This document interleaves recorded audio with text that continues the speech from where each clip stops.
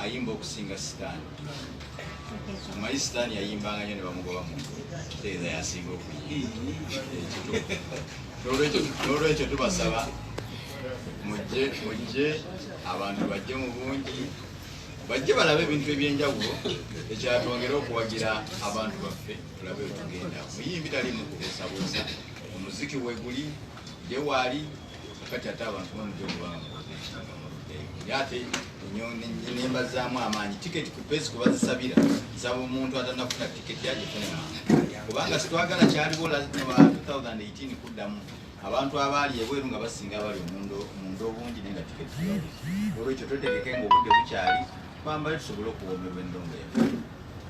Nebaza nnyo ba sponsors aba Buked, tutambudde nammwe mu mbeera tusikanganye nnyo muguwa ebintu bibadde bitambulira ddala bulungi. Nebaza abaganda baffe aba Judicial Solutions abafuuka ba mu nnyumba ewaffe bwetuba nga tukola tuba nabo. Twebaza Jessa, Musa Bode n'abantu abalala bonna betuyimiridde nabo okulabika ntukola ekintu kino kibeere kya mukambwe. Ebyange byo munaamwagala oluzungu mujja kuntegeeza nalwo nja kulwogera. Mbalamusizza bassebo ne bannyabo. Amannya gange nze Edward Sendi nga ndi wano lwa Keti Events company eteeseteese concert ya Rema Namakula igenda okubeerawo 14 February. Kubiriza abantu mwenna nti guno gugenda kuba mulundi gwa kusatu nga tukolagana ne Rema. 2013 yali yakava mukyosobola okuyita mu mayengo. Manya omuntu bwabeera mu mbeera embi oyinza ogiyita amayengo okugiwoomereza. Then 2018 era netukolagana naye Hotel Africana, ate 2020 nga Keti Events. Era tulina essanyu okuba nti tuzzeemu okupromotinga concert ye. Kyenjagala okutegeeza abatuwuliriza nti normally omuntu bwagamba nti Hotel Africana embeera ebadde ya eno egenda kubeera omuntu kyeyandiyise a VIP experience. Njagala okubategeeza nti nemu ku nsonga lwaki tiketi owulira nti ya $10,000 eya ordinary, buli muntu agenda kuyisibwa mu ngeri ya kikungu. Buli muntu ateekwa okufuna watuula ate nga ali comfortable. Abantu abaagala okutuula bokka nga bali mu ngeri y'ekikungu esingawo bajja kuba basobola okufuna emmeeza ku $3 million. Naye ngenda basaba bulijjo bannayuganda tukola ensobi. Omuyimbi tuba tumwagala naye netusalawo tugamba nti tiketi njagigulira ku mulyango. Mbakubiriza bannayuganda abawagira Rema, abanyumirwa omuziki gwe, abanyumirwa omuziki gw'abannayuganda ate abandagadde okujja mu kintu ekitegekeddwa event management company Kabeka Sing esinga mu ggwanga emanyiddwa nga Keti Events. Tiketi zijja kubanga tulangirira nga tuyita ku mikutu gya Buked gyonna bwe zinaba zitandise okutundibwa. Tusaba muzeeyunire. Rema byakola birungi, abawagizi bwe mumwagala nnyo, so mwanguwe etiketi muzigule. Njagala okwebaza Vision Group okubeera nti nga Keti Events kati ebivulu tetukyabibala bimeka byetukolaganye ne Vision Group naddala Buked okubeera nti tukwataganyiza wamu okutumbula ebitone by'abayimbi bannayuganda bonna be tujja tukolagana nabo. Njagala okwebaza Judicial Solutions buli lwe tubatuukirira nabo bajja mangu okubeera titukolera wamu nabo. Pacific Carbond, Musa Bode, definitely nammwe aba Fourth Estate bannamawulire. Ate njagala n'okwebaza aba Jessa Milk nti amata ga Jessa tegakoma kuwooma kwokka nakubeera na yogati bulungi, naye ate n'abakikwasaganya bwe tubatuukako netwagaa nti omuyimbi omulungi ayimba ng'ennyonza alina kyagamba, tebatukaluubiza, they quickly come on board. So basaba ne bannyabo mwebale nnyo bannamawulire olw'obudde bwammwe. Suubira nti tujja kubeera ffenna kozi kubategeezaamu ekirala, wajja kubaawo concerts endala oluvannyuma lwa Valentine's Day ku Hotel Africana.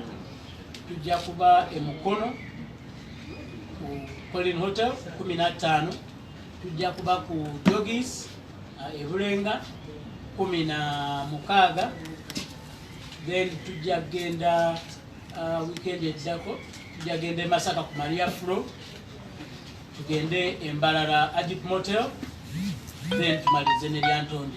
Naye nga wonna tujja kuba show esembayo ejja kubeera Women's Day 8 March ejja kuba ku Freedom City. Omuyimbi tujja kuba tumubawa mu bujjuvu abakubire omuziki omulungi ate nga enteekateeka nayo nnungi. Definitely buli muntu abeere nga ali mu gye tuyita a win-win situation. Mwebale nnyo, mwebale.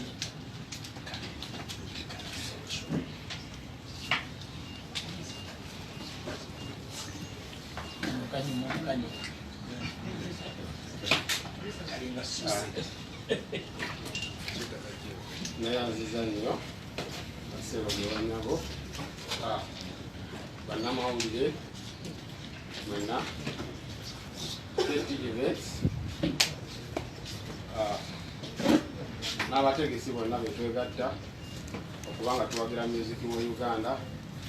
Balamusizaako mwenna nembeebazammwe abamawulire ekyenjawulo nti mukola omulimu ogw'amaanyi okutumbula kampani zaffe n'okutumbula musiki waffe wa Uganda ate n'abayimbi baffe. Amannya gange Kitibazimbe Henry okuva mu kitongole kya Youth Color Solutions nga nkola ng'omwogezi waakyo. Twakakolagana ne Rema emyaka 5 egy'omujjulungana. Era Youth Color Solutions naye olw'okuba nga ffenna nawe tukimanyi nti muyimbi wa maanyi ne kampani ezimuli emabega nazo kampani za maanyi sigenda kwogera ku Youth Color Solution yokka waba owulira New Vision nga yonna ebintu byekola byeyogerera, owulira Jessa tuze tukolagana nabo mu bintu ebyenjawulo. So fenga Youth Color Solutions olwaleero tuze kwekomitinga tugenda tutambula n'omuyimbi asinga e Uganda, tugenda beera naye concert zonna nga wezigenda okubeerawo, tugenda kubaawo ekyo temusuubira temugenda okufuna. Buli anajja ku concert agenda kufuna ekirabo ekyenjawulo okuva mu Youth Color Solutions. Nga bwe muzze mulaba nti buli abadde ajja abadde afuna keyholder oba n'afuna akatambaala, wabawo power banks ez'okugaba, ebirabo biba bingi olw'okuba nti twagala omuntu awulire nti kyeyasasudde ate afunye okusingawo. Tuleme kutunuulira nti emitwalo 10 oba obukadde 3. Twagala nti omuntu bwajja ate afune ekikola ki ekisingawo. Tugenda teekawo promotions ez'enjawulo nti omuntu wanajja oba ng'aguze tiketi era alina ekirabo kyagenda okutwalirako.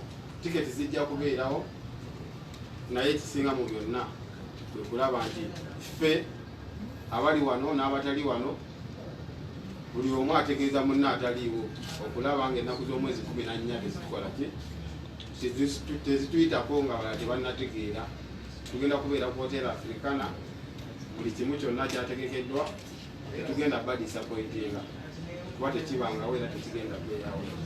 Naye nga ffe aba Youth Color Solutions twebaza omuyimbi waffe okubeera nti buli kaseera yasalawo akkirize atambule naffe ng'aba Youth Color Solutions.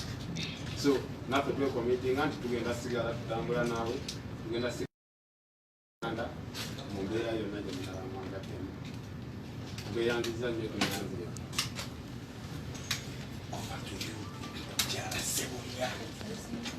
Jessa.